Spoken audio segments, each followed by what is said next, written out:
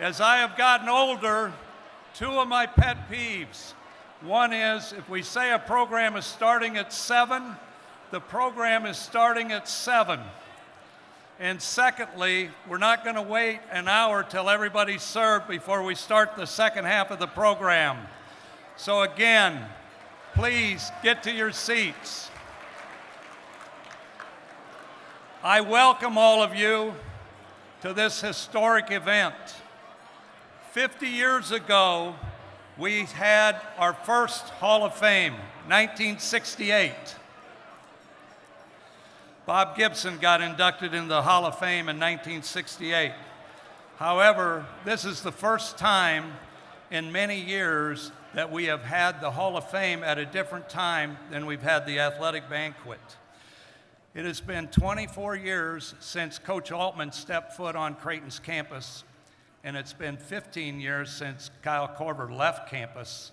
And there have been a lot of people that have asked, why have they not been inducted into the Hall of Fame before now? And the very simple answer is that the athletic director wasn't smart enough to figure out a time to get them both in. Before we get to the program, there's some people that I need to thank. First of all, my staff. Rachel Ryder, Adrian Dowell, Adrian Ryder, Mark Bergers, Margaret Bennett, Patty Gallus, all of them have done an unbelievable job with this program.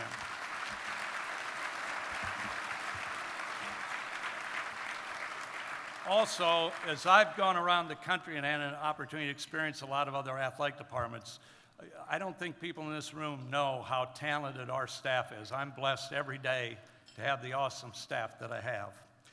I'd like to thank the Korver family, the Altman families for being here. Seeing all the Altmans reminds me when we hired Dana, our attendance went up about 10% just from people from Wilbur. I watched, last night we had the alums at our soccer match, and then today we had a luncheon, and then we had an alumni game, which was interesting. But, and I'm going to have those players and coaches stand in a minute. But watching the interaction last night and today reminded me of why we're in this sport and why some teams are more successful than others. You know, we all set goals, and typically we set goals high enough that we rarely reach them. But when I watched this group of players last night, today at lunch, and at the alumni game, it became obvious to me a few things that I saw with this group. They obviously love each other and they love the game. They were willing to play a role for the betterment of the team. Everybody on the team was important. The name on the front of the jersey was more important than the name on the back of the jersey. And they always played hard, they played together, they recognized and loved each other. And I don't care whether you meet your goals or not. If that's what happens in your attempt to reach your goal, then the process has been tremendous. And it was fun to see this group again. So I would like to have all the former players and all the former coaches stand up, please.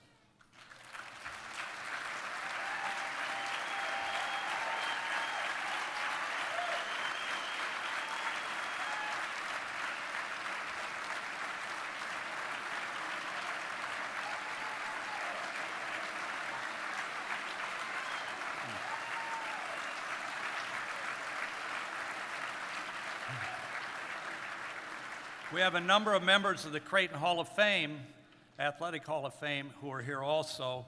And hold your applause to the end, but as I give their names, will you please stand up and stay standing? Mike Finley, Nate Funk, Bob Harstad, Jim Hendry, Kevin McKenna, Ryan Sears, Johnny Torres, Bob Warming. Please stand.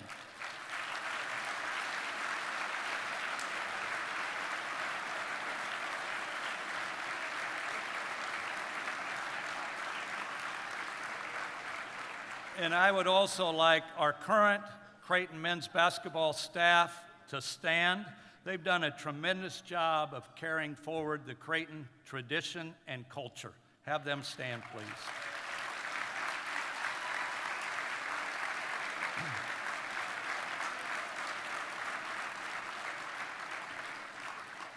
Jim Valvano, in his famous Never Give Up speech, said, "To me, there are three things we all should do every day of our lives. Number one is laugh. You laugh every day. Number two is think. You should spend some time every day in thought. And number three is you should have your emotions moved to tears. It could be happiness or joy, but think about it. If you laugh, if you think, and if you cry, that's a full day. That's a heck of a day. I am convinced that today is going to be a heck of a day."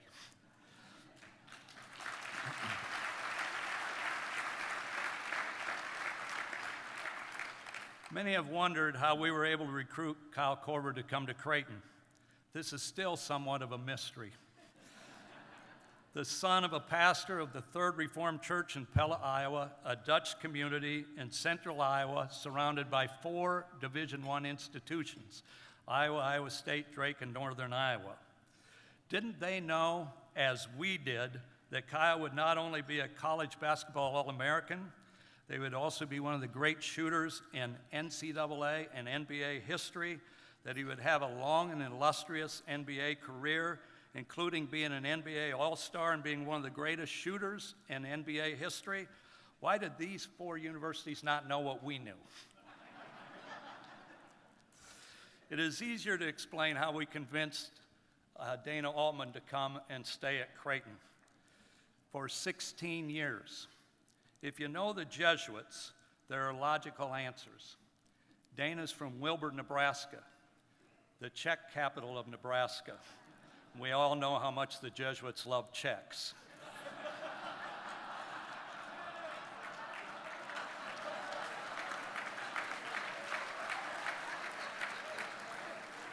Also, rather than settling for, "I gave it my best shot," this was something that drove Coach nuts. He didn't like you to say, "I gave it my best shot." He had a strong will to find a way to get it done.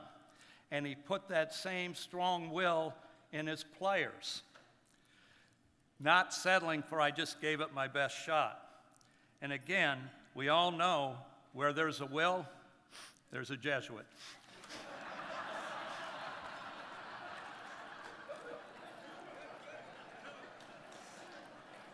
Speaking of the Jesuits, I will now bring to the stage a Jesuit who not only knows the importance of checks and strong wills, but is also the right person to be the president of Creighton at this time.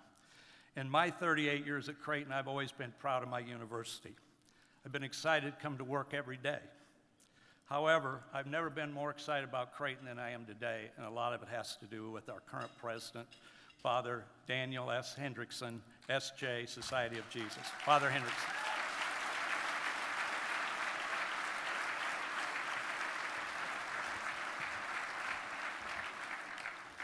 Bruce, in baseball terminology, that's 2 strikes. Thank you very much, Bruce. And welcome to all of you gathered here tonight for this very special event, the Creighton University Athletics Hall of Fame. Our athletic teams, our coaches, our staff, they bring so much to the Creighton experience for all of us. And I couldn't be more grateful, and I know that you're also very grateful. Before I get started, let me take a moment to recognize any of our trustees and trustees emeriti who do so much for Creighton. Also, if you're here as a trustee or trustee emeriti, Ryan Zabrowski, Ron Gartland, please just stand for a minute, and any others, and let us recognize your leadership. Thank you very much.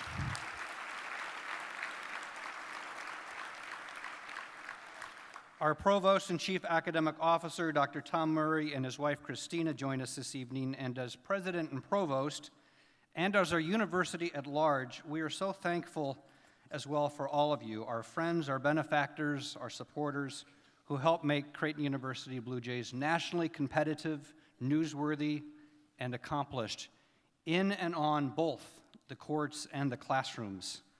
Furthermore, please join me in thanking the athletic department staff, all of our coaches, and our athletic director, Bruce Rasmussen, for all they do on the behalf of this great university.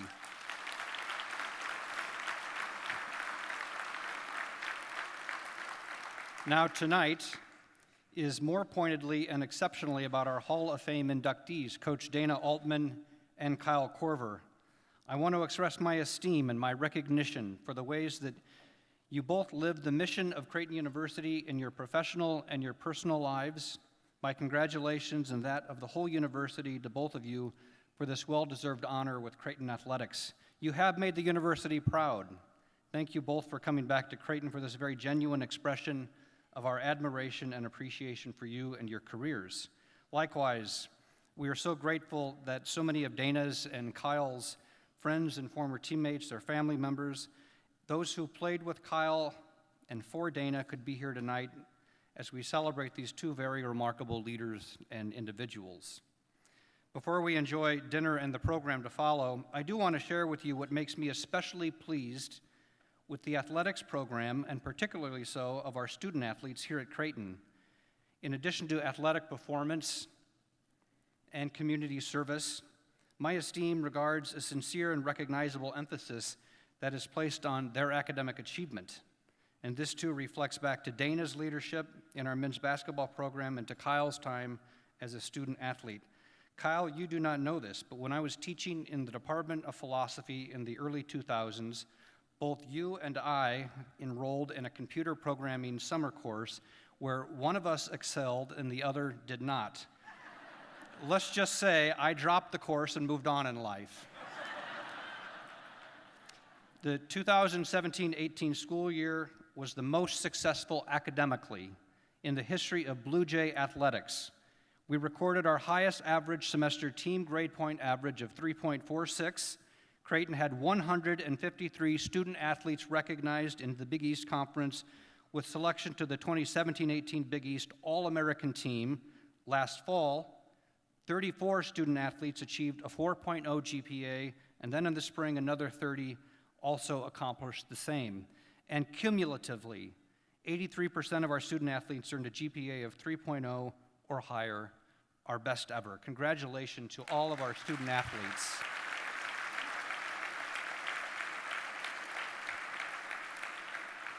Thank you again, everyone, for being here with us tonight to celebrate the very special, talented people in Creighton athletic community, both past and present, and most especially tonight, Dana Altman and Kyle Korver. And please know of my gratitude to so many of you who generously support the Blue Jays in a variety of impressive ways. We do not take you for granted. And now let us pray. Good and loving God, we are thankful for the full range of gifts that are present in our lives. We are especially grateful for a sharing of tremendous resources for the good of our students, particularly those shared by the friends and benefactors who gather here this evening. Bless Creighton University in all our efforts to educate and transform women and men, and especially our student athletes in their studies and athletic competition, and call forth from them a sharing of their own gifts. Bless our benefactors who inspire us with support and generosity. Let them know our sincere gratitude. Please bless Dana Altman and Kyle Korver in the important work that they do and in the myriad ways they impact so many people in their lives. And bless our entire Creighton community on campus, around our city, and at locales far afield. Invite us to recognize and respond to the needs of the world and to be ever grateful. We ask you to bless this food we receive, and likewise bless all those who have played a great part in bringing it to our tables. We pray in and of so many different traditions and through Christ our Lord. Amen. Enjoy the night, everyone.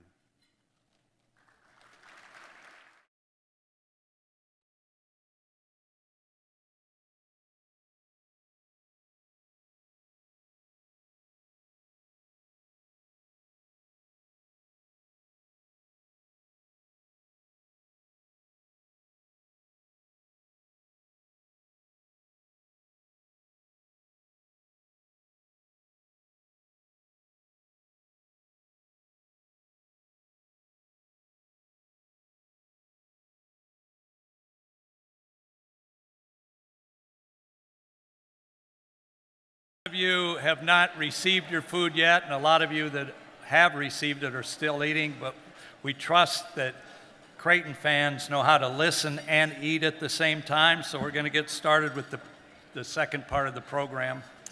Tonight we celebrate Dana Altman and Kyle Korver, two of the giants in Creighton basketball history. But we're also here to celebrate Creighton University basketball, Creighton University, and our tremendous supporters. In February of 1994, over 24 years ago, we decided to make a change in our men's basketball program. In spite of a great and proud tradition with our basketball program, from National Basketball Hall of Fame coaches Eddie Hickey and Eddie Sutton, to the coach, Red McManus, to Tom Apke and Tony Baroni, in spite of that tradition, the men's basketball program in 1994 and our athletics department at Creighton, we were in serious jeopardy. We had won a total of 24 games in the previous 3 seasons. We had a 32-game road losing streak. We averaged just over 2,000 fans per game, and that's because if you went out to the concession stand or restroom and came back in, we counted you twice.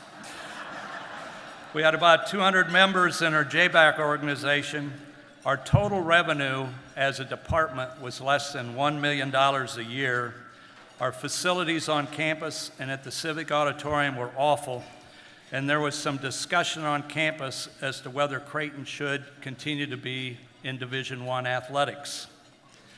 Because of all these concerns and more, a committee of about 20 people, which included faculty and staff, and some supporters of Creighton athletics, were asked by the Creighton Board of Trustees to create a strategic plan for our men's basketball program.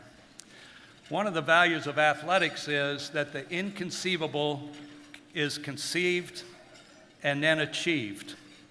We can do a lot more individually, and we can do a lot more as a team than we ever thought we could. It's also that way in your personal life. What seemed inconceivable in 1994 has come true in virtually every year since.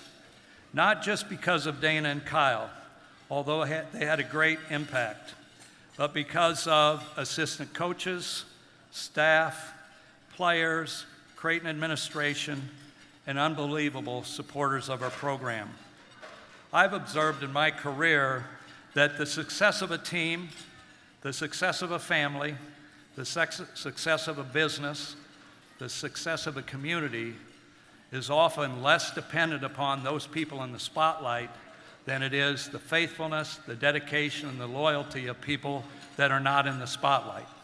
So while we are deservedly recognizing two of the giants who were and certainly have been in the spotlight, we would be remiss not to recognize and thank all of those not in the spotlight who had a lot to do with our success. I'm going to read, and if you'll indulge me, part of the strategic plan we developed 24 years ago.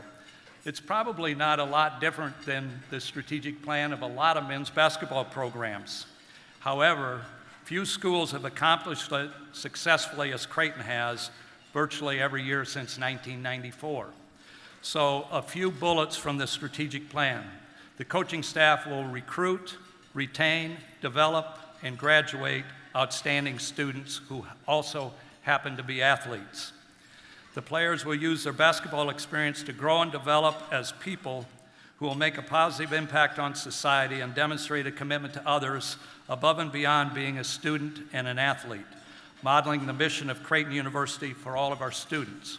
As I read through this, think about what our student athletes, our men's basketball program, how are we living up to these? The coaching staff will provide an environment in which the student athletes involved can improve to the best of their abilities and desires. The men's basketball program will positively interact with, unite, and excite their many families at Creighton University, their team, the athletic department, the student body, faculty and staff, alumni, boosters, and fans.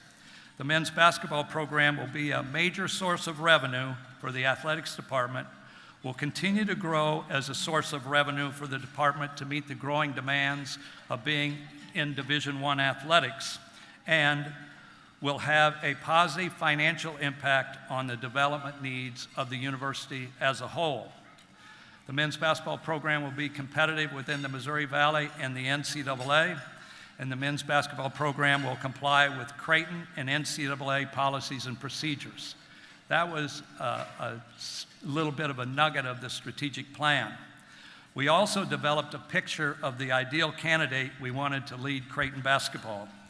I believe that in hiring for any position, what you should start with is creating a picture of the ideal person you want in that position, and then go out and identify that person and to do everything you can into talking into them into taking the position. Okay. The first criteria we had in 1994 was pretty bold for a school with poor facilities, a poor budget, little fan base, and a 32-game road losing streak. We wanted our new coach to already have documented success as a Division I head coach at the national level. And we hired the Big 8 Coach of the Year. Have no NCAA violations, work with a diverse population, possess outstanding verbal skills, install a deep sense of pride in Creighton, understand the importance of the alumni and the Omaha community, work with limited resources. That was in there twice. The Jesuits take a vow of poverty, and in those days they expected us to live it. And I know that's 3 strikes, Father. But in a baseball game, there are 3 outs in an inning, and there are 27 outs in the game. I got a ways to go.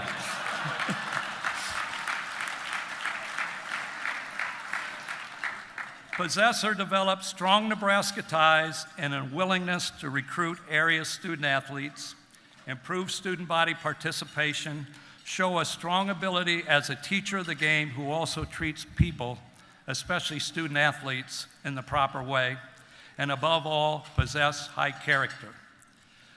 I believe that's a pretty good description of Dana Altman. I also think it's a pretty good description of our current coach, Greg McDermott.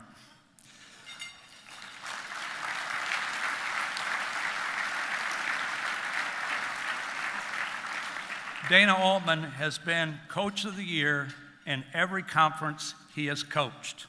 When he was at Fairbury Community College, Moberly Community College, Marshall, Kansas State, Creighton, and Oregon. And listen to this. He is one of only 6 active coaches in NCAA Division I with 20 consecutive winning seasons. Only 6 in the country. The others are all in the National Association Basketball Coaches Hall of Fame. Coach Krzyzewski, Tom Izzo at Michigan State, Roy Williams, Bill Self, Jim Boeheim, and Dana Altman.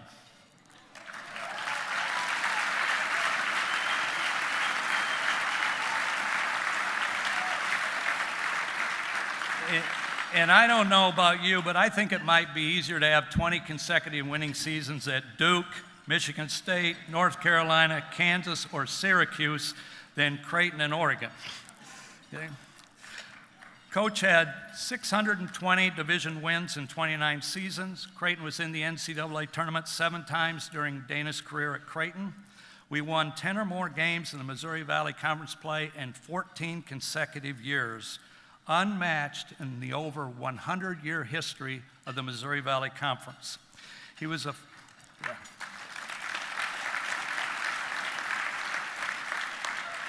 finalist for National Coach of the Year in 2003 while at Creighton, and he was National Coach of the Year in 2013 at Oregon. Took Oregon to the Final Four in 2017.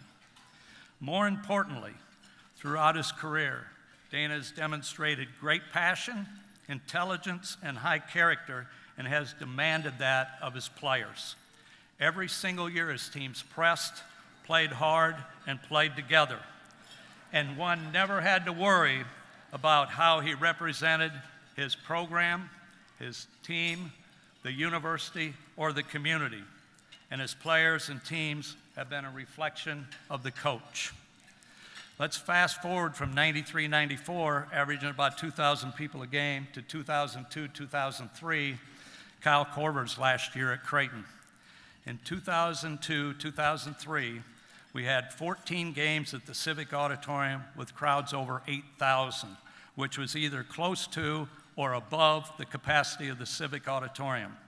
We also had the highest student average attendance of any year in Creighton history, including our years at the CHI Health Center. In basketball, Kyle was an All-American as a senior. He owns Creighton and Missouri Valley Conference records for three-pointers made, is sixth all-time in NCAA history in three-pointers made, scored over 1,800 points at Creighton, led Creighton to 4 consecutive NCAA tournaments, and was two-time Missouri Valley Conference Player of the Year. Amazingly, he is beginning his 16th season in the NBA. I don't know if you're aware of this.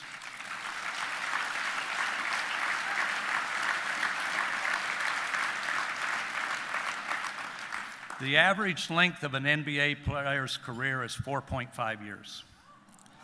In 2010, Kyle shot 53.6% from three for the year, the highest three-point percentage in NBA history. For those of you that understand this number, the effective field goal percentage was 80.4%. In 2014, he was on the U.S. national team roster. In 2015, he was an NBA All-Star.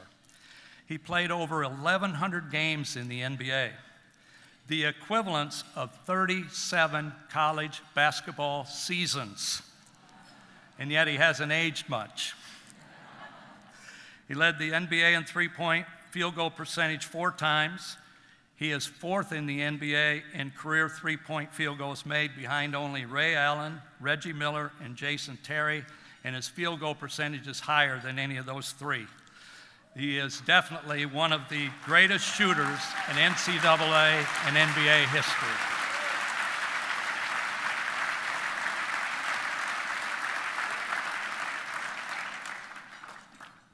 It's extremely difficult to be an outstanding Division I basketball player. It's difficult to be an outstanding student at Creighton University. It's also difficult to be a person committed to others. It's almost impossible to do these 3 things simultaneously, and yet Kyle did exactly that. If we were to define our ideal student, or if we were to define our ideal student athlete, in both you'd see a picture of Kyle Korver. Kyle is not only a reflection of what we want for our students, or for our students who are athletes, or what we as parents want our sons and daughters to be, he is also a reflection of what God wants to see in each of us. Our supreme desire should be to glorify God by the way we live. Kyle has done exactly that. And this is more important than any of the amazing statistics he has had at the NCAA or at the NBA level. I'll give you a few examples. The Kyle Korver Foundation. Kyle's passion for basketball is closely paired with his desire to make a difference in the life of others.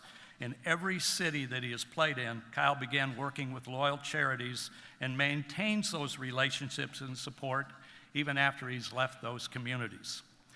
Also in 2015, he was selected by his peers, the NBA players, for the Sportsmanship Award as the player who most exemplifies the ideals of sportsmanship on the court with ethical behavior, fair play, and integrity. Could also be said of the way he conducts himself off the court. He's been a 4 or 5-time participant of Basketball Without Borders. He's been to China, he's been to India, South America, South Africa, in the NBA's Community Outreach Program, which is very much like Creighton's Global Initiative. He's been a 2-time finalist for the NBA's prestigious J. Walter Kennedy Citizenship Award, which is an award given to a player, coach, or staff member who shows outstanding service and dedication to the community. Rather than have Kyle and Dana give speeches, we're going to try a different format this evening. Former Creighton basketball player Nick Baugh and I are going to bring Coach and Kyle to the stage and have a conversation with those two, hopefully covering some of the information all of you came to hear. For those that don't know Nick, he is currently has a sports talk show on 1620 The Zone, and where Nick's working on several national sports talk show records. One is the most hours spent talking about a coach that has not won a game at his current university. And the second is talking about a team that was 4-8 last year. These are Cal Ripken type accomplishments. I don't think they'll ever be broken. Seriously, Nick is a rising star in both talk radio and in men's basketball nationally as an analyst. His personality, his understanding of the game, his communication skills really do make him one of the rising stars in men's basketball as a national analyst. So we're going to bring to the stage Nick, Kyle, and Coach.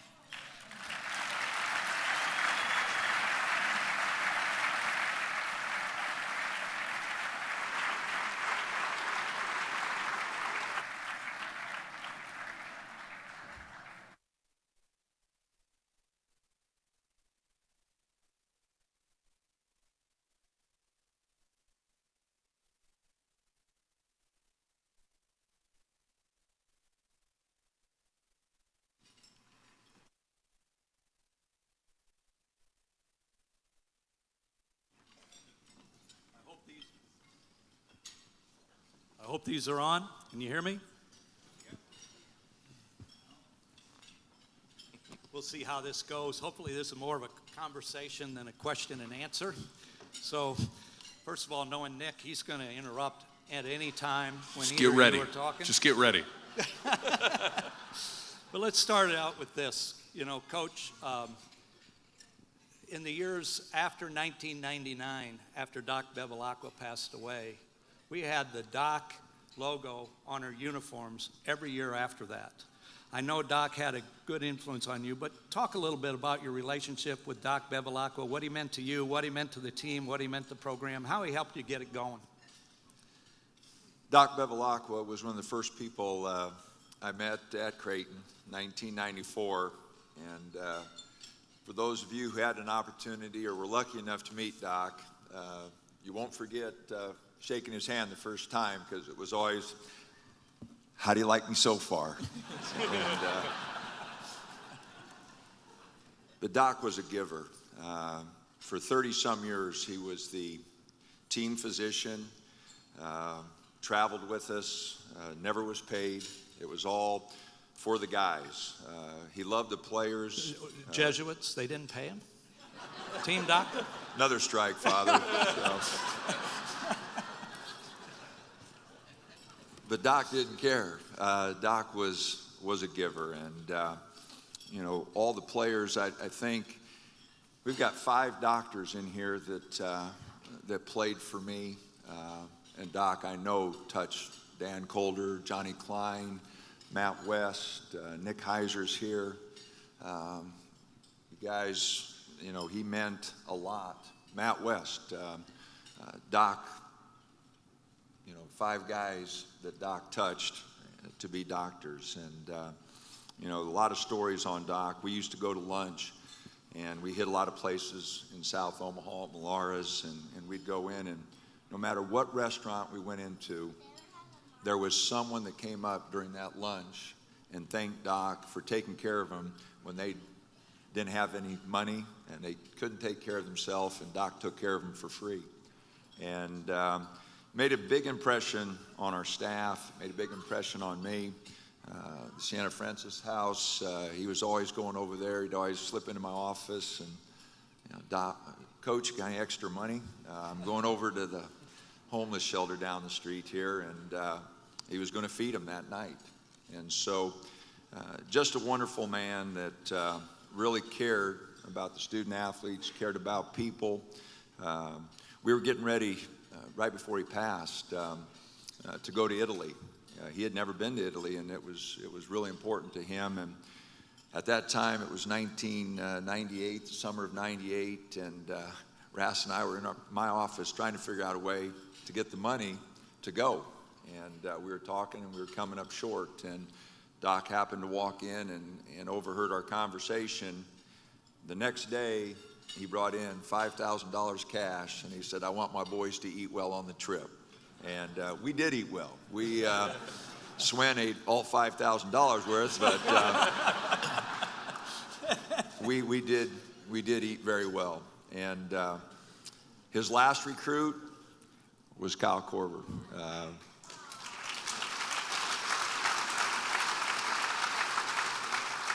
Kyle was in just a couple weeks before Doc passed, and took Kyle around. And fortunately, the racetrack wasn't there then, because the very first visit in '94, we get in, and Coach Grincy and I bring a young man in from St. Louis, Matt Fitzsimmons, for a visit. And we had Doc take him around.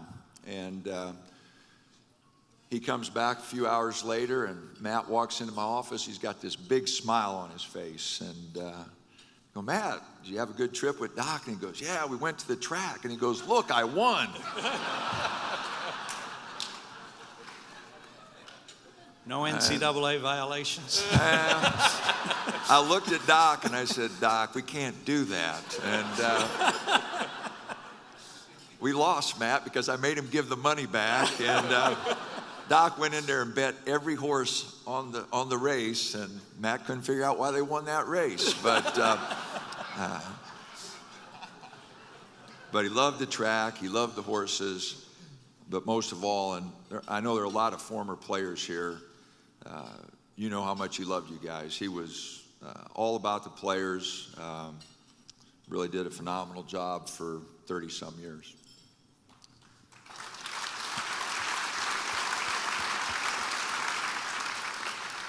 Kyle, I want to have you talk about your family. You obviously got a tremendous relationship with your parents, your brothers, and you're married to an amazing lady right over there. I have 3 children now. How has your family shaped you, and being a dad changed you? Whew. It shaped me for sure. I think, we all grow up with examples in life, and sometimes they're good and sometimes they're not. And who we try to be in life, a lot of times, most of the time, is dictated by those examples. I was fortunate enough to have parents who gave me a great example.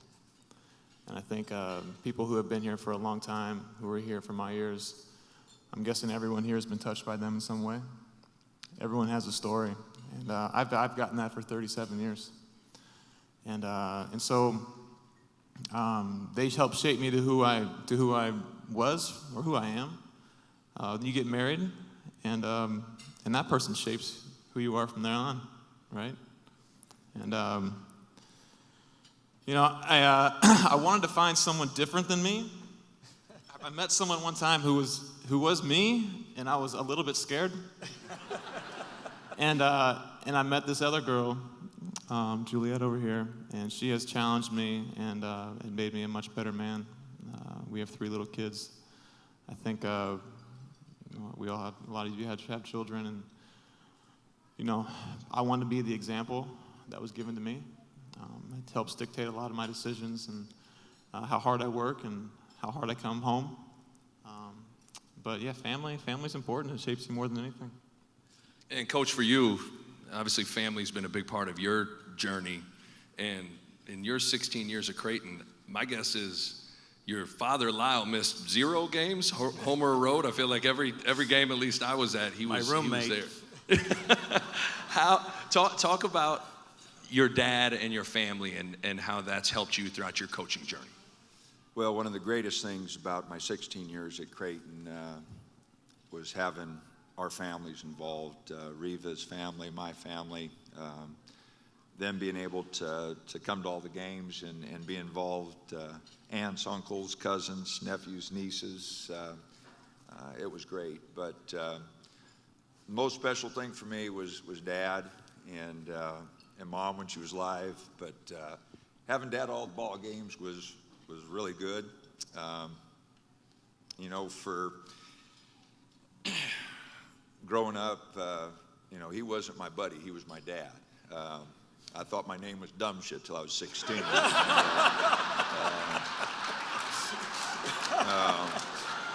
That's changed?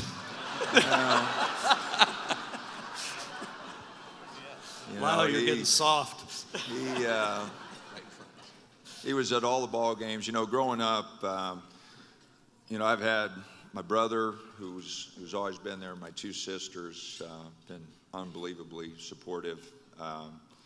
And we all benefited from Mom and Dad being at everything. And But having Dad go on the road trips, he and Ras were roommates. I don't know what the heck they were talking about all the time. You're going coaching. over all my mistakes.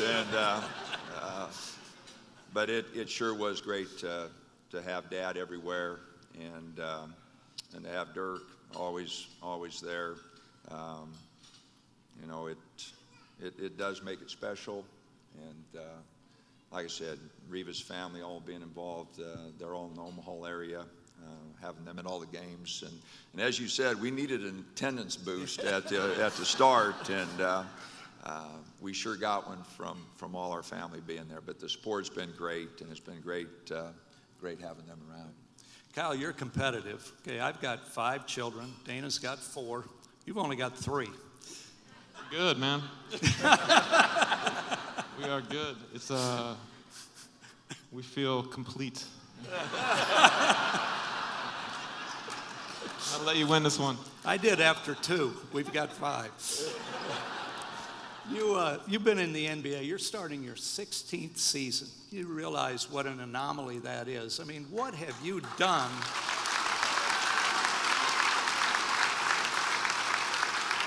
What have you done, and what have you been willing to do that others haven't, that has allowed you to be in the NBA for going on your 16th year?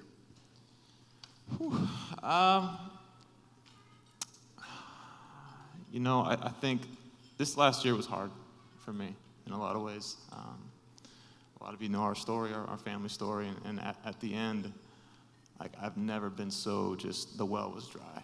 Like, I had nothing left, you know? And we really talked about being done. We talked about retiring, and you know, we got 3 little kids, 5, 3, 1, it's a lot of work. There's other things that we want to do in life. And after a while, we kind of decided that, you know, we probably want to play at least another year, see how it's going. And I went to the gym by myself, and there's this little high school gym down the street, and they had volleyball practice, and so the hoops they weren't even down. So I just dribbled around, and I just pretended for like an hour. And I was like, man, I love this game. I just love basketball. I love playing. I love competing. I love trying to get better. I love trying to find new ways. It's just what's inside me. And so I think that was, God had given me a ton of physical gifts, but he gave me that. And it's taken me a long way, I think. You know, I really love it. You try to find new ways to train. You try to be smarter. Ultimately, I think God's put a ton of great leaders and people and mentors in my life. You know, I feel like I played basketball a long time, but my life has been really complete. There's been a lot of things going on and outside of just the game. Yeah, so you try to train, you do some crazy training, you do some... Talk about that crazy training. Yeah.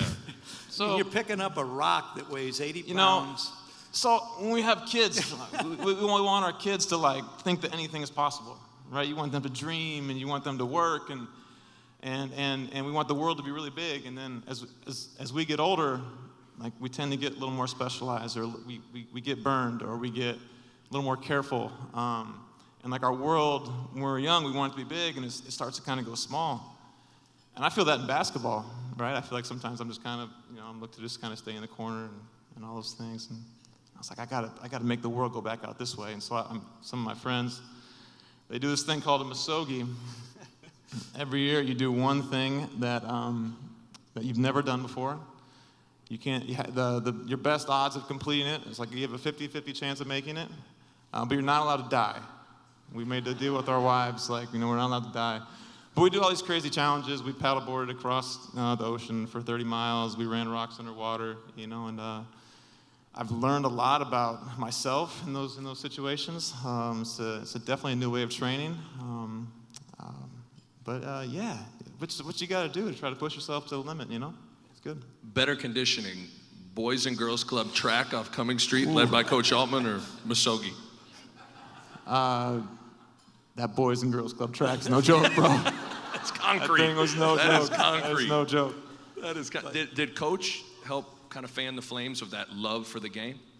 I think so, man. I thought a lot about this lately, and you know, Coach would always tell us I'm not the smartest coach in the world, so I gotta be more prepared than everybody else. And he was.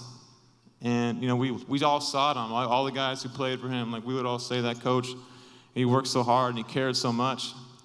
And as I look at my career, I didn't even realize it. When you're growing up, at some point you realize you're like your dad or you're like your mom, and you don't even know how you got there. And it's been that way with Coach for me. I'm like, man, I'm like Coach Altman. I'm taking these matchups so personal. I know he took those coaching matchups like really personal. I'm taking these matchups so personal. I got to know his first move. I got to know his second move. And so a lot of how I'm wired right now is the example that Coach laid out for me. Coach, we all know Coach. He's so competitive, competitive at everything, and he really set the tone for our group. That's just who we were. We weren't the most recruited kids, but we fought, man, and we loved it, and I think that all came from Coach. Yeah, I saw.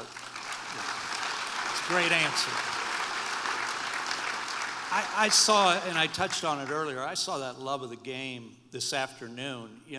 Sometimes kids play a sport because they have to. Parents make them, their peers pressure them into doing it. Sometimes it's because, well, I'm tall, so I should play basketball. But you can tell when somebody plays the game because they love it. And sometimes as coaches, we have a tendency to take that love away. But it was so great to watch today to see some of these guys that are 40-some years old still loving to play the game and loving who they're playing the game with. And it's almost mystical. So it's fun to watch. I think that was the common theme of our group. And I agree, it was funny watching everybody play today. Some people look the same, some people don't.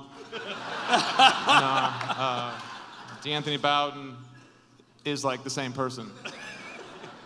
The other person who hasn't aged is Coach Altman. He looks exactly the same. I don't know what that Nike water in Oregon tastes like, but if you could send some to Brett, his wife and his kids would be great. Or Brett, there he is. There he is. We've talked a lot about coaches' competitiveness and drive to win. And the players here all experience that. But a lot of people in the building tonight really haven't experienced that. They've watched it at games, but they haven't seen it in a practice. And, Nick Ball experienced Coach Altman. And, I think this is an opportunity for us to go behind the curtain a little bit for the 700 people who are here. Practice is like? So let's talk about, just go behind the curtain. Let's talk about, it's an important practice. Yeah. You're coming off maybe a game where guys didn't play so well. Maybe they weren't locked in the day before. So coach is going to go through what's important to him as a player and as a team. So go. Well, Rash, first got to get him going. So usually walk through the door and say, here we go. Let's go. Let's go. Let's go. Boy, some of you guys look like you didn't get in those beds last night. Need to splash a little water on your face. Get a little look about you. Fellas, and tuck your strings in now. Don't have your strings hanging out. Don't be looking like that, fellas. Come in for a message quick here. I need everyone in the boat. Need everybody in the boat rowing in the same direction, fellas. Don't need some of you not rowing. Some of you rowing in the opposite direction. Everybody rowing in the same direction, fellas. Everybody in the boat. And the keys to this practice, fellas, we're not going to be here long, but we're going to go hard, okay? Keys to this practice, got to lower your base and bend those knees now. Bend those knees. Now, offensively, we got to make them guard. Get that ball popping around. Don't go between your legs and around your back. Make simple plays now, fellas. Need those simple plays. And when you drive it to the basket, nose to the goal. Nose to the goal. And defensively now, you need to bow up and be a man. Bend your knees, lower your base, get in a stance. And fellas, we gotta dive after loose balls. We gotta take those charges. Those are the things you need to do if you want to hang with Banger. And fellas, we gotta learn how to compete now. 10 up, 10 down, 20 up, 20 down. We just gotta swing away. We just gotta swing away, fellas. So we're not going to be here long, but we're going to go hard. And after practice, give you $5. You split that between the 8 of you. Go get you a breakfast sandwich.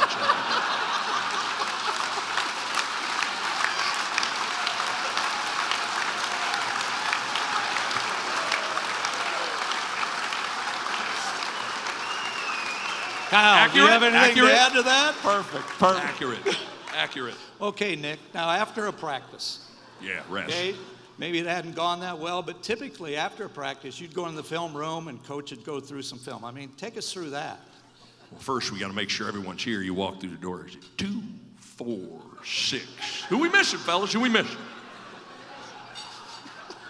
All right, hand me the remote there, Bob.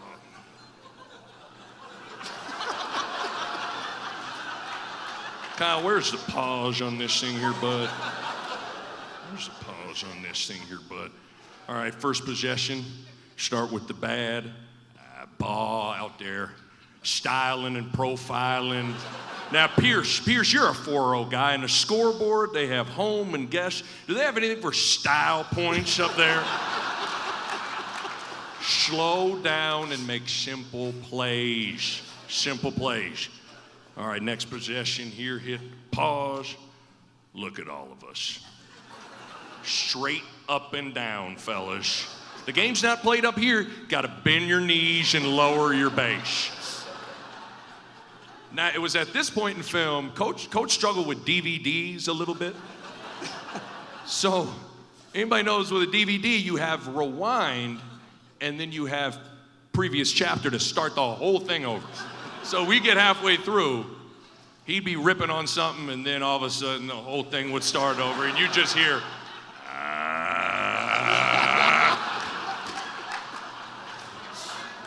and by then film was over. So. Kyle, okay, Nick's been there. Yeah, you got a good coach story while we're burning him a little bit. You got a good coach story? Well, I just to piggyback on the money for the game. You know, we really didn't have any money for a long time for food. And Coach is so superstitious.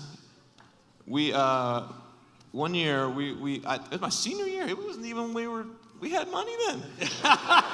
Wait a minute, we're a Jesuit institution. We on the first road trip, we ended up with Arby's before the game. We had Arby's roast beef sandwiches. And we won. That's it for the pregame meal. You got one. He gave us his. I think he would give us his sandwich, but we won. And so the second game, we had Arby's roast beef sandwiches again. And we won 11 games in a row on our roast beef sandwiches. And we were at Northern Iowa one time, and there was no Arby's in that city. And he sent PMAC 25 miles in the minivan to go get Arby's roast beef sandwich. Oh my gosh. So Coach, okay, Nick took a pretty good shot at you, Kyle. Okay, Nick Baugh probably had to make a mistake or two in his career. I mean, you got any Nick Baugh stories?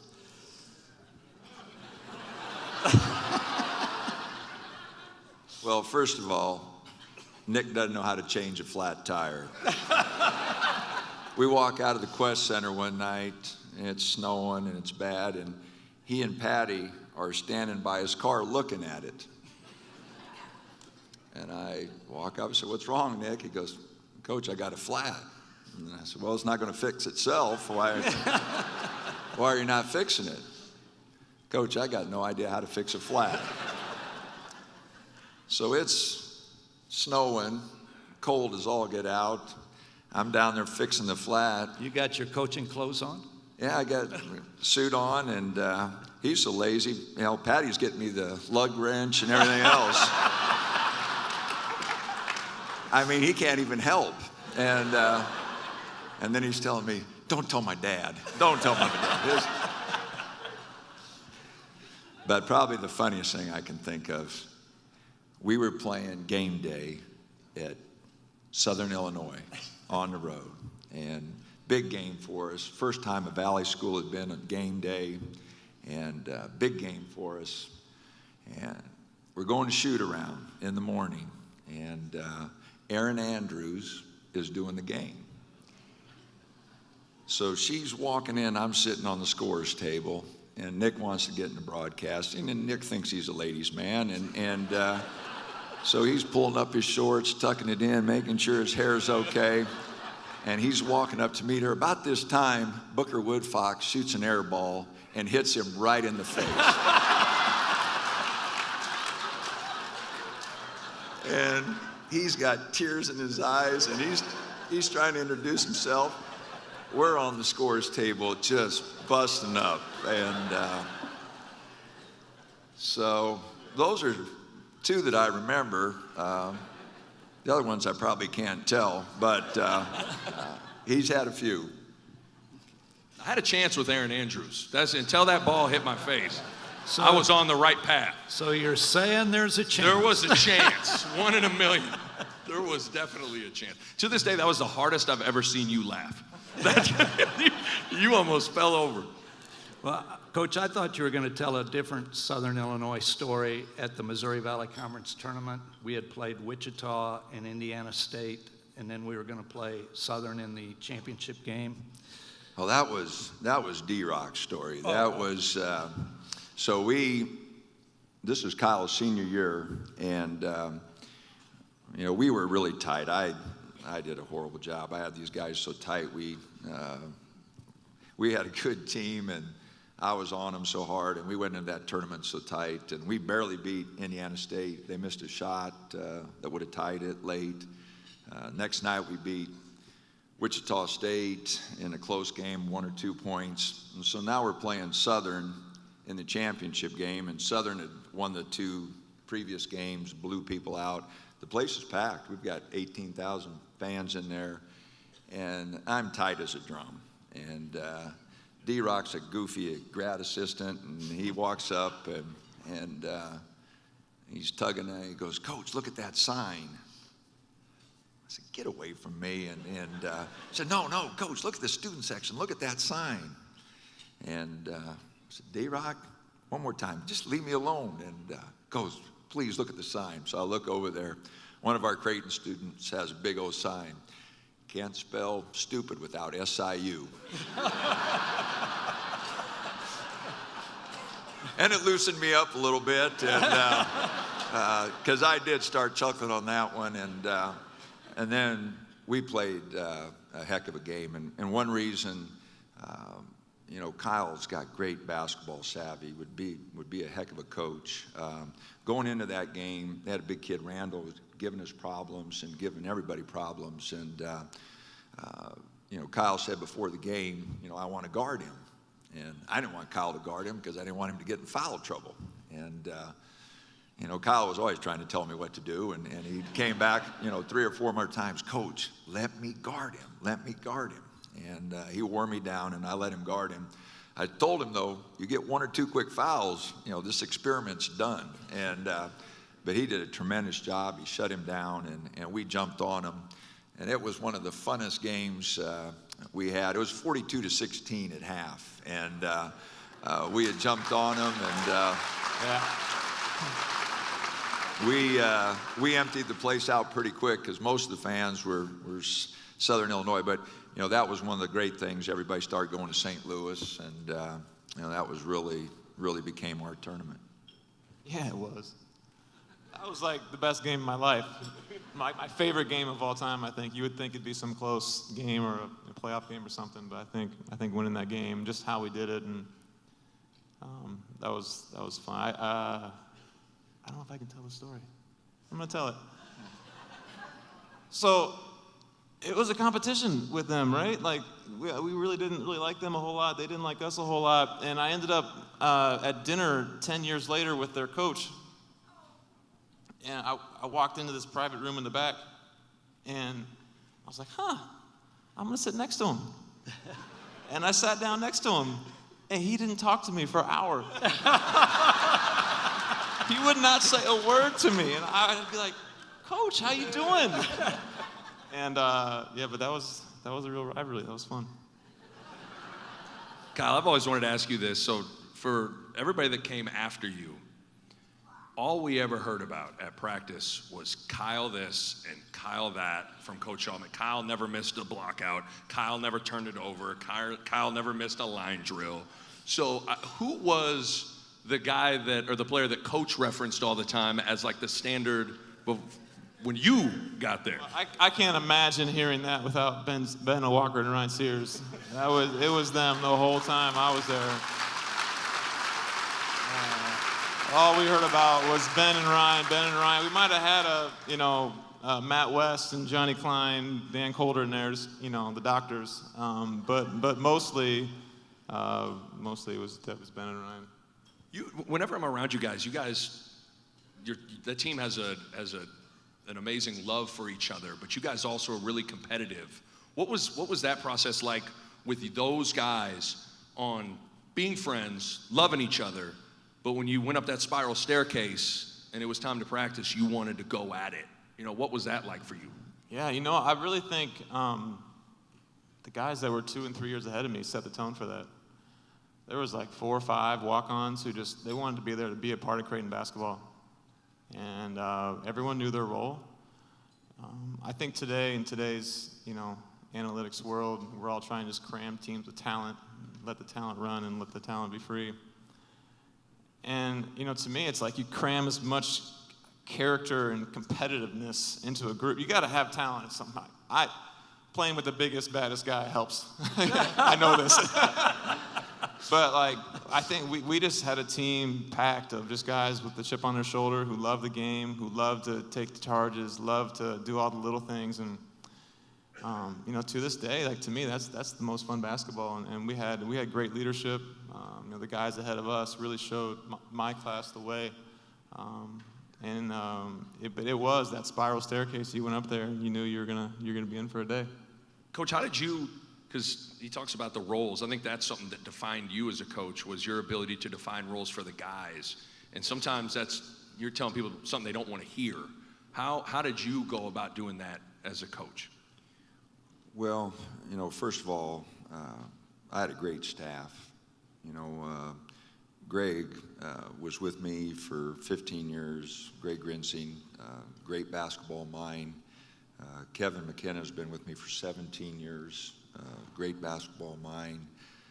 Fish was with me for 15 years at 4 different stops: Marshall, Kansas State, Creighton, and Oregon. Coach DeVries was with me for 12 years here. Lenny Gordy was with me all 16 years. Great basketball guys. And so we had those guys. Todd Eisner was on our staff for a year. Had great graduate assistants, except for the year you were with us.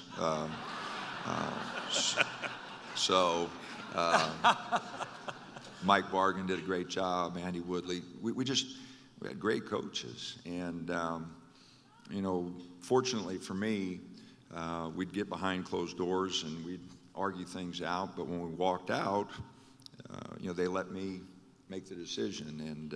And then they'd back me, whether it was truly what they believed or not, because they knew we could only go one direction. You could get 4 different opinions, but you knew you could only go one direction. And I think that's the first phase of getting everybody on board as a team, is to have great coaches that trust each other, and really believe in each other. And we were able to build a relatively competitive program because of those guys' efforts. I just tried not to get in the way, because Greg's really talented, Kevin's really talented, Fish, Lenny, Darren, really talented guys. And, so that was the first step. And then getting guys to trust you, and that's why we had a lot of guys that played for us 4 and 5 years. And usually the longer they were with us, the better it got. Except for Nereus, that didn't go very well. But usually when they were with us, it got pretty good. So, and then guys, they liked each other. So you got a coaching staff that got along. You had players that really wanted to compete and win, and they liked each other. And I told the story today to the players. I remember a game, Northern Iowa, where they boxed and won Kyle. Kyle didn't take a shot, and it didn't bother him. I think loved it to bothered him. It probably bothered him a little bit. He sure didn't act like it. And Lindy sure loved it because Lindy got a bunch of shots that night. But, you know, he had 11 assists that night. He just did something else, and his teammates took over. But great group of guys, and that was true, you know, of all the groups. And, you know, we're talking about Kyle's time period, but before that, you know, a lot of players that we had to get it going. We had to change things, and, you know, I mentioned Ed St. Fleur and Randall and Joel Templeman and those guys, Chucky Johnson, some of those guys on those first couple teams where, you know, when you're trying to go from 6 and 7 wins and trying to jump, you know, that's a big step to take. You know, to get out of losing ways. I talked about the 30-some game road winning or losing streak. You know, that's tough to break. You know, and so you got to get guys that really want to compete, and we got guys that wanted to compete, and then we started getting some talented guys that could score baskets that wanted to compete, and that helped. Hey, Kyle, we've talked a lot about basketball, and, you know, Coach has done a great job, and the players did a great job of improving individually and as a group. But if that's all we do as coaches and staff at Creighton, then we're not doing what we need to do. Hopefully, by the time someone gets through their career, they have changed to the point and they've learned how to be good parents, good spouses, good business people, leaders in their business, leaders in their community.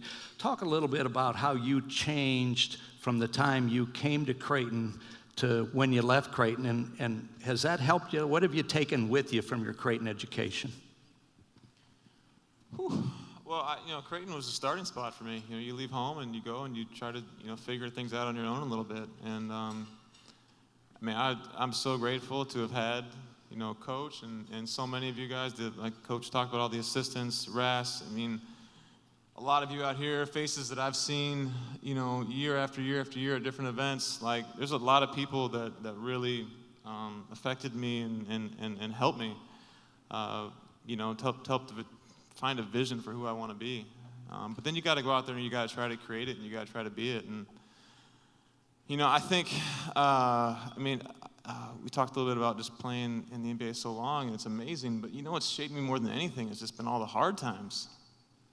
You know, it's all the times where things didn't work out the way I wanted them to. I've never won the last game.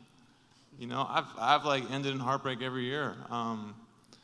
You know, my parents, they didn't want me to play basketball to get a scholarship.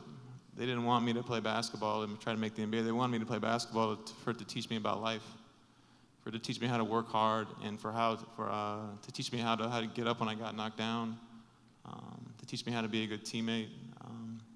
You know, and that stuff you just got to put that stuff into motion, and then you let it go for a really long time. And you learn from your mistakes, and, you know, the mistakes hurt sometimes, but hopefully you don't make them again. And so I think, man, it's just been, Creighton years were I felt like I had this really soft space, like, you know, protective space to really kind of try to figure a few things out. Then you go on your own and you try to do it. And, you know, I don't pretend to have done it the right way the whole time, but I feel like I've learned a lot, and God's been very good. Did you have any tough classes at Creighton? Any classes you had a difficulty with? So, you know, Steve Brace puts our schedules together, and I think it was my sophomore, junior year. He gave me speech. And I was like, Steve, I don't know if I'm really into speech. But I went and I gave my first speech, and I got a 8 out of 100. And I was worried. I mean, I don't want any Fs, surely, but I was worried I wasn't going to get to play. And I was like, I went to Coach's office with this paper still in my hand, and I'm like, Coach, I'm not sure speech is going to work out for me. And the next day I walked into the Lead Center, which was the new building at the time, for beginning acting. And I got a B.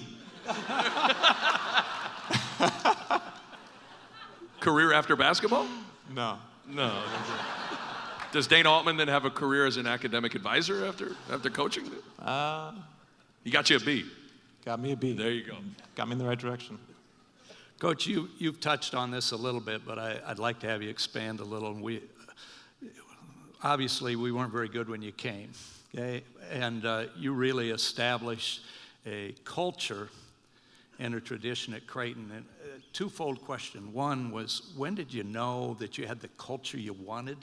And secondly, talk about all that it took to get the snowball going in the right direction. I mean, you've talked about your staff, you've talked about some of your players, but you know, there are a lot of people in this room that without them we're not successful. But to establish your culture, when did you feel at Creighton it was more like what you wanted?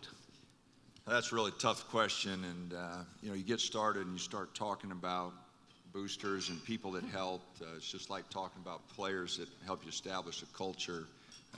You can't name everybody, and so first of all, I want to apologize to anybody I miss, because there were so many of you. It wasn't the thing to do in '94 to jump on the bandwagon. I remember the first time Reva and I went and looked for some Creighton apparel. Nowhere in town could you buy anything with Creighton on it. No, I'm serious. There wasn't one place in town that sold Creighton apparel. And, you know, after our first year, we started work on the Civic, and it was a mess. Dusty, under construction, plastic on it, you know. No reason to go to a game. We weren't very good, and the place was in disarray. And so there were a group of people who jumped on with this right away that, you know, helped us get it started. And you see Creighton basketball today, and, you know, I'm amazed. You know, the Big East has been great. Greg's been great, what he's done with the program. And there's been so many people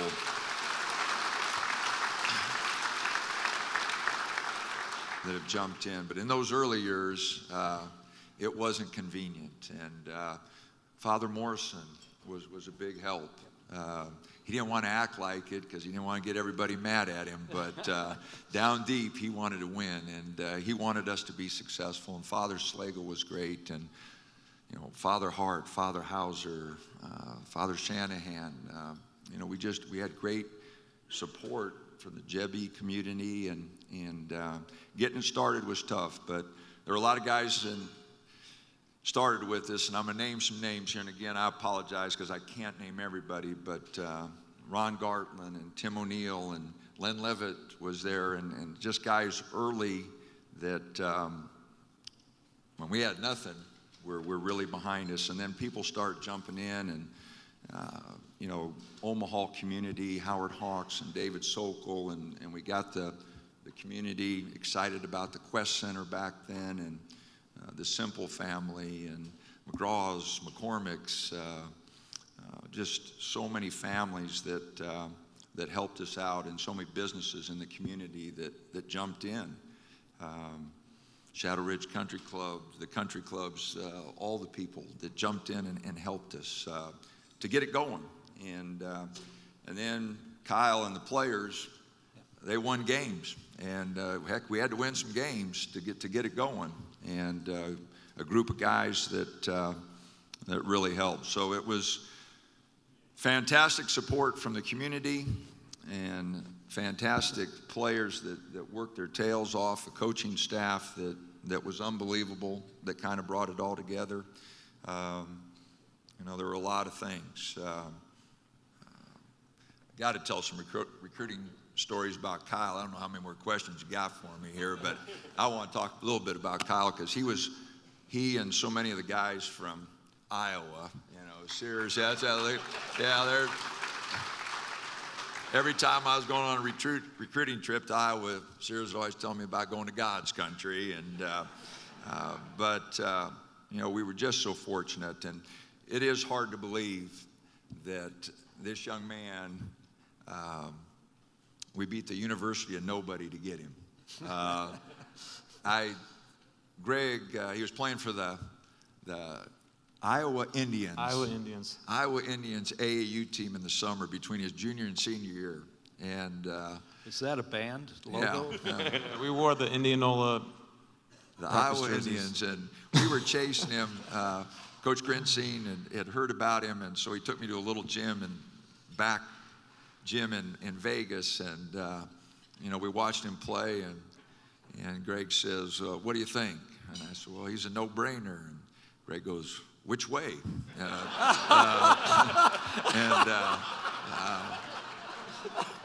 I said, "The good way. I think he's good." And but just really good shooter and really good feel for the game. And I mean, I fell in love with him. We fell in love with him right away. And so we were chasing into all these little gyms, and we kept looking. Iowa State showing up, Iowa showing up, Drake showing up, Northern showing up, and we kept looking around. Nobody was there.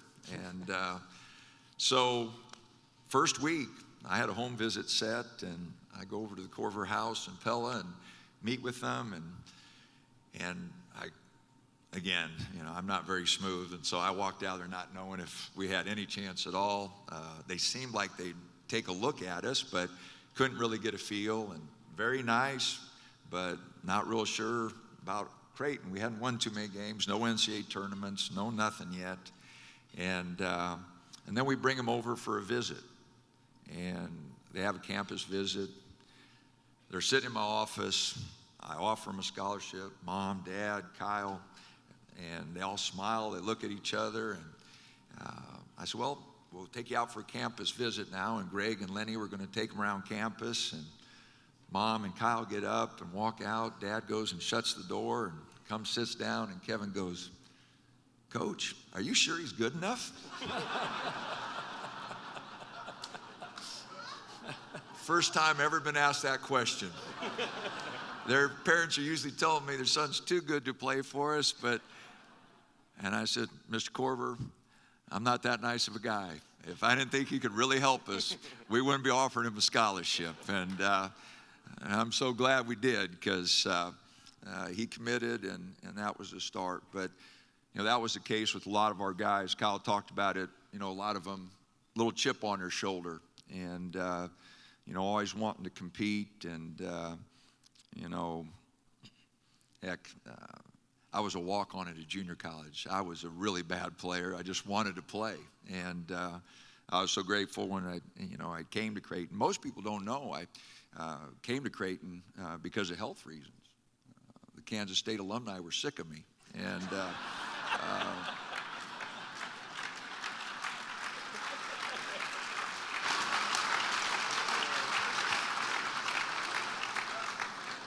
but I'm so glad I did. And and again, the way that you supported our basketball program, from 2,000 fans to where we're at now, big move for us was when Father Morrison and Father Slagle supported our move to the Quest Center, and we were able to move.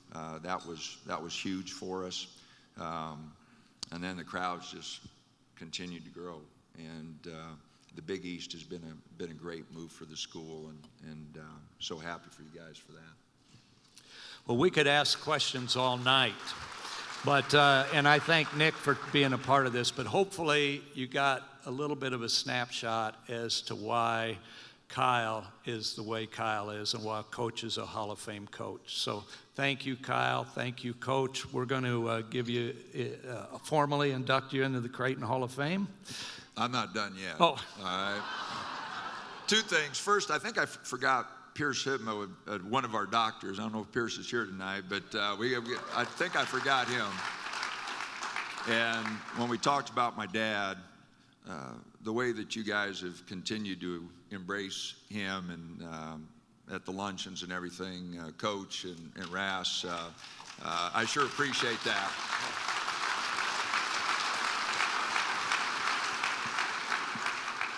And last of all, I've been really fortunate to work for some great ADs.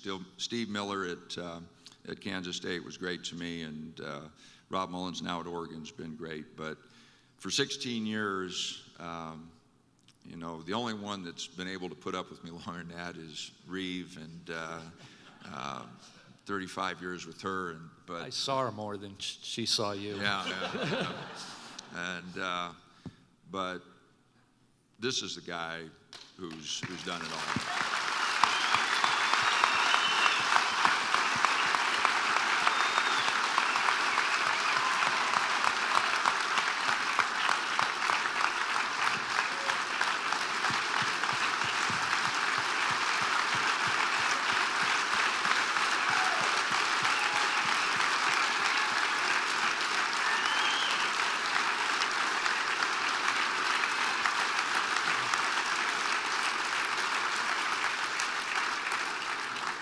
We've mentioned some great people at Creighton, Dr. B and Father Hart and Coach Red, and a lot of people that when you say Creighton, you think of their names. When history's said here down the road, when they say Creighton University, they're going to say Bruce Rasmussen. So.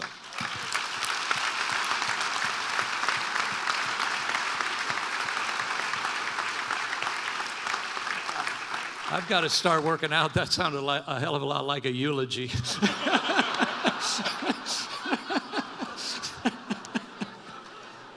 Anyway, let's give one last round of applause to these two before we get to the formal. Don't leave.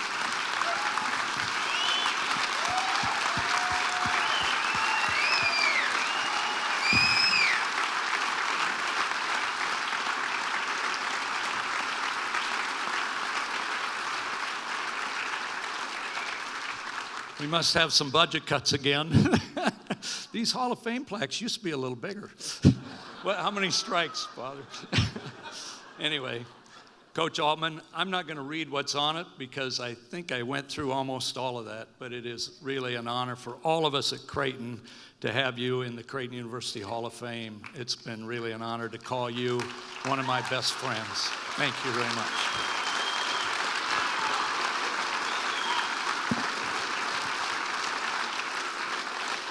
And Kyle, not only one of the great NCAA men's basketball players, not only one of the great NBA basketball players, one of the great people to walk this earth. Thank you very much.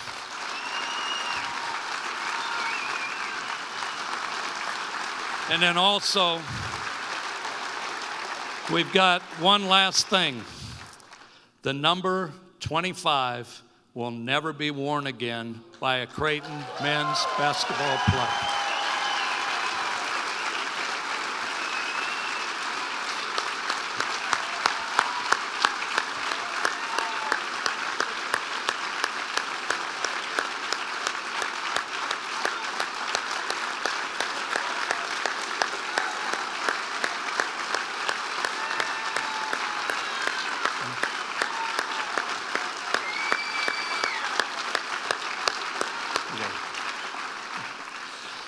It's 8:59, so you got one more minute of stuff we can do. But thank you, everybody. Thank you very much. We couldn't get, every one of you should feel a part of this success because we can't get it done. We couldn't get done what we envisioned without every one of you going beyond your jobs and families and make a commitment to us. So you should feel a part of this just like these two. Thank you very much.